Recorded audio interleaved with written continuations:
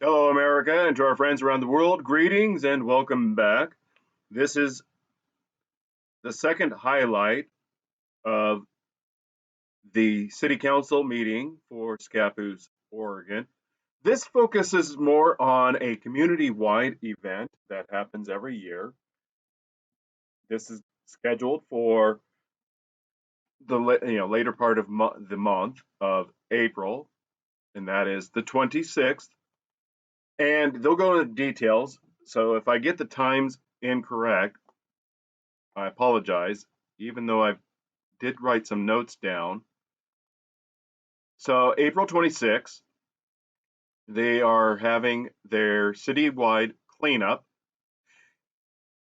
This begins around 7 o'clock in the morning. There's a sign up sheet which is at the library. So the library, if anyone's not familiar for Scappoose, is pretty well centrally located. Scappoose is a small community of less than 10,000 people, and where the library sits is roughly not quite the center of town, but about as center as one can get. It's close to City Hall and the police department and the historical Watts House. They make reference in this upcoming video about their Facebook page. Columbia County is, they're very 1980s. They're very way behind the times. They use Facebook and only senior citizens use Facebook. All right. One thing that I want to cover is that I did a lot of editing so that the information could just be put out there. But the parks director is on the right side. Her name's JJ. I don't know what her last name is. She has moved from Portland to Scappoose, or lives in Portland and works in Scappoose. A lot of them do that. And I've got my criticisms about her functionality as a parks director because it's the library director, Jeff, who's on the left. He seems to be the facilitator of most of the things that happen in Scappoose as far as community activity goes. And he does it through the library budget. That being said, JJ brings up a couple points, and that is there's no real direct funding for a parks activity.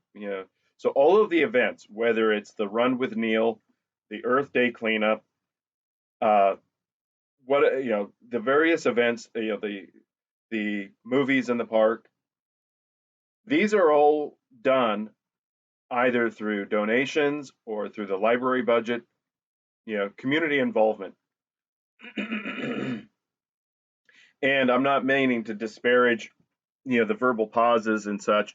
These aren't professional actors. These aren't professional politicians. That's part of the reason I go through and edit it, is to take out the prolonged verbal pauses or just pauses as somebody is formulating a comment and or question.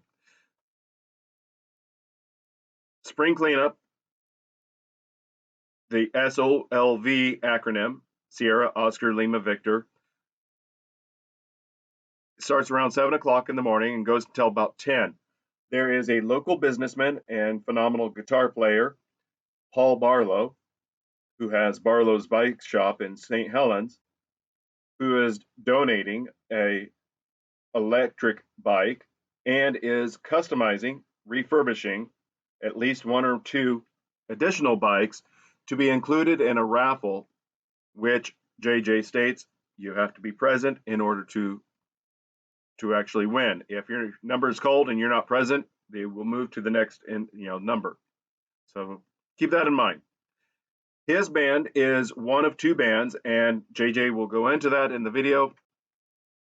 She makes reference to the local T-Mobile and Starbucks operations in Scappoose, as well as Columbia, Clatsop and Columbia County staple of Fultano's, which around 10, 15 years ago set up a restaurant in Scappoose after being anchored in Astoria and Clatskanie for most, if not all, of my life.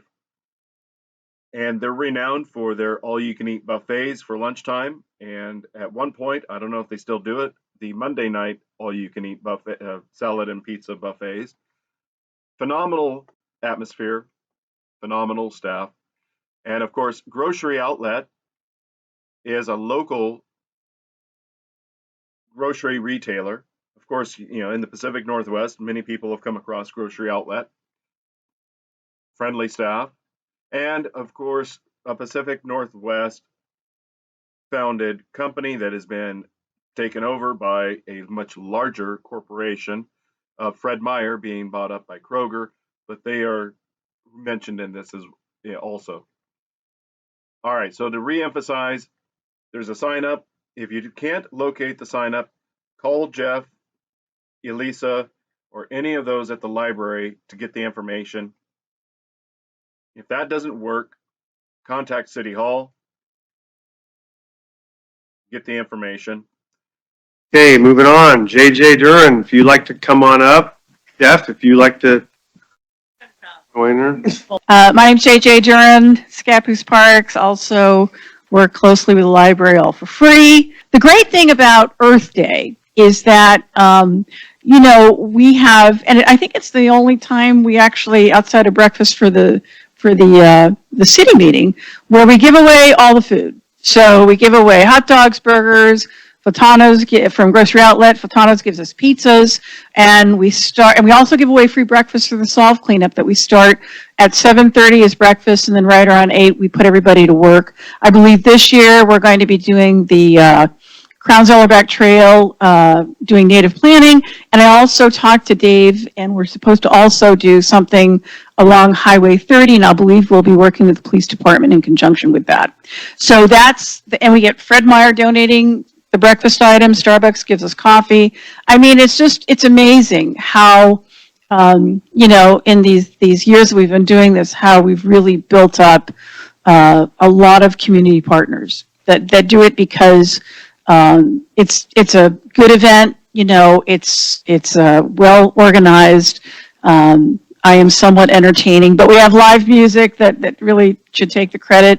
For Earth Day, we're giving away another electric bike, and we actually got a discount on it from Barlow Bikes from our dear friend Paul there. And he's going to be there, and he's also going to donate a couple of bikes that he's rehabbing. So we'll have 3 bikes that we give away, along with lots of prizes, free food. But this year, we wanted to do something more because the library has essentially been cut off from getting donations from the Columbia County Food Bank with non-perishable goods. Their funds were decimated. We are going to do a food drive. Official story. Emphasizing the point that she draws about with the food drive and the library. This ties into the library being essentially centrally located for Scappoose. And I wasn't aware as far as non-perishable food items being collected there, but one thing I am very well aware of is people donate vegetable items, fruit items when they're in season. I've gone there and picked up, for example, the thing of onions or potatoes, and use them. Either use them for making homemade hash browns or something, for example, or cutting them in half and putting them in my own garden. In addition to that, they have seeds. They have a large variety of seeds for one to begin gardening. I bring this up because, number one, it's not said in this video, but it's the underlying theme, and that is neighbors helping neighbors, coming together as a community and doing something beneficial for yourself and each other. And she does touch on that about the community, the businesses, the partnerships that have grown and been created and continue to flourish. And she kind of alludes to that also with the drawing the people in to become involved.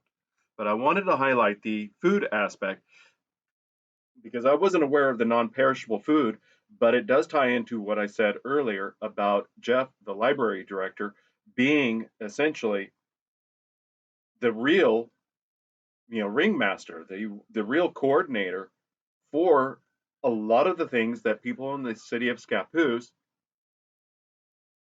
benefit from. Maybe even I would suggest perhaps you know just take for granted, and that's not a bad thing because these things draw a community together. My friend, who I've referenced in other videos, who died just almost 2 years ago, I got him out of his place and took him to the Earth Day, and he initially didn't want to go, but after I got him there, he had a fantastic time. We took a tour of the Watts house.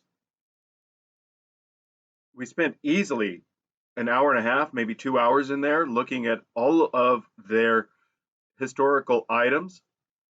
We talked to the police department, who were providing free hot dogs and hamburgers. We, we looked at the various booths that were set up. It was fantastic. He had a blast, and that is ultimately the real reason for doing things of this nature. We've become a very, very insulated society. Remote working, online, researching and acquisition, to the point that not only are we sedentary, but we've become isolated from each other. We see, especially in the Pacific Northwest, we see escalating violent temper tantrums to full on physical attacks and property damage. This kind of involvement humanizes one another, no matter what side your religious or political or social ideology happens to reside. Connecting with each other humanizes one another and draws everybody a bit more together. And it sounds silly. I'm more of the crowd of, yeah. I'm not a joiner. I've never been a joiner. But if you are somebody who is looking for connection, this might be the thing for you. Start date for that is going to be on April 3rd. We're going to use our painted trash cans. We're going to use those if people don't have the Columbia food bank barrels with signage. And then on the 26th, we'll say, hey, we're giving you free food, but if you can maybe bring a can or a non-perishable item, we can help those in need.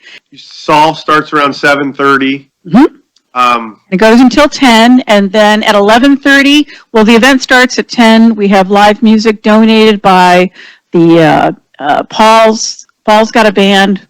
We'll see how that turns out. What is it called? Oh, the Cater Hill Band. I told we should call it the Nothing Special Band, but that's between us. But anyway, so they're going to play, and the decades are also going to play, and they're all donating their time.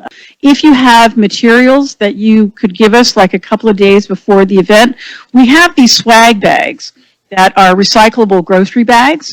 And so if you've got something regarding Scappoose or something that you want the community to know about, they go in the swag bags even before we hand them out. And then we hand them out to families.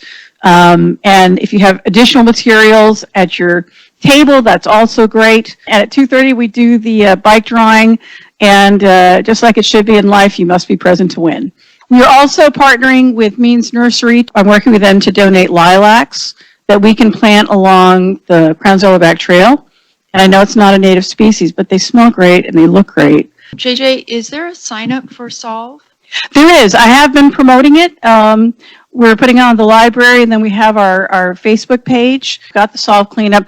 So the big draws, and the only reason I know this is because I did this for decades, is free stuff. So promoting people getting free breakfast to help out and clean is always great.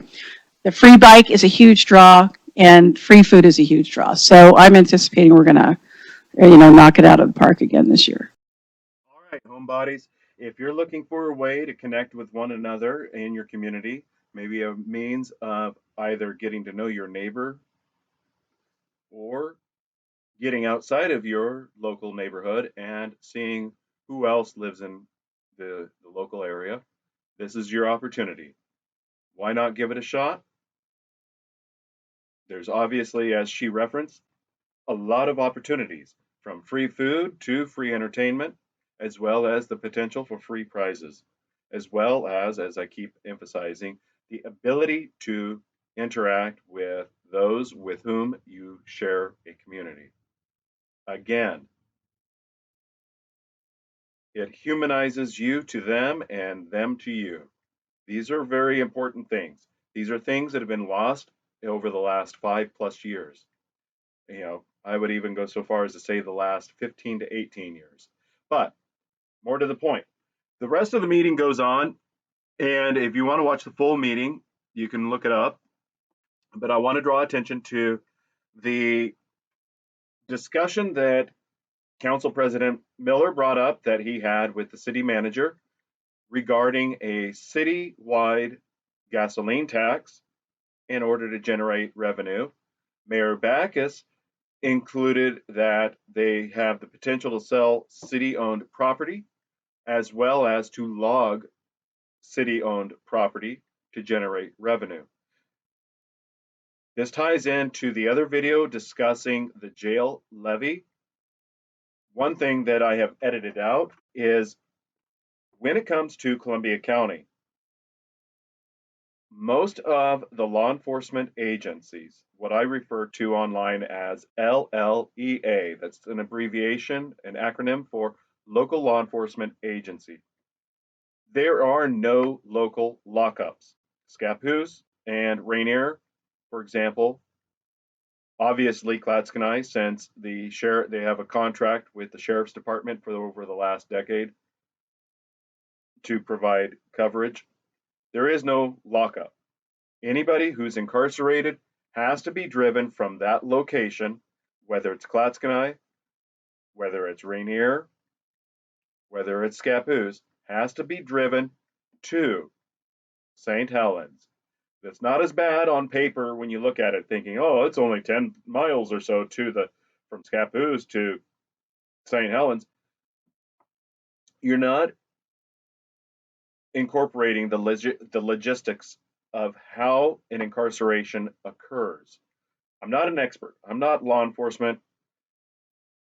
I've only been a private investigator, so somebody can correct me in the comments. If there is a reason to incarcerate an individual, you've got the arrest, you've got the on-scene arrest, you've got the putting the cuffs on, putting them in the car, then you contact the Columbia County Dispatch to notify the jail. But once you arrive there, there is an intake process that occurs. This is all time consuming. So even if everything goes smooth, you find your villain, for lack of to be colorful. You arrive on scene, you identify who the villain is, and you immediately exit the car. You immediately demand that they stop, that they cease their criminal and nefarious ways, and they surrender and plead mercy, and they go willingly. And that's still going to take at least 5 to 10 minutes. Then there's the 15-20 minutes of drive time minimum from Scappoose to St. Helens, plus at least an hour of the intake processing. And then, even if that's all that the LEO, the law enforcement officer, another acronym, if that's all it takes on their part, they still have that additional 15 minutes to drive back and respond to any other issues that may or may not be happening. Then take that time frame, that logistical time frame, and compound it. Extrapolate for time and distance for Rainier and or Clatskanie, you're easily doubling, tripling that time. And as I emphasized, if everything goes smooth, that is, you come on scene and you identify the individual and everything goes willingly. All right. So I wanted to draw this, up because this was brought up and I edited it out because of time and I'm already running longer than I intended. But to tie back into it, if you are wanting to connect with your community, if you want to get names and faces to your local police department, they have a new sergeant coming on board. I don't know, I'm presuming by Chief Llewellyn's statement that it is a Sergeant McKenzie and she is at a separate location. I don't know if she's there as a lateral from Sun River, lateral meaning that she's a existing Sun River police officer who is transferring laterally from Sun River to Scappoose, or if she's there for some, for training, sergeant training.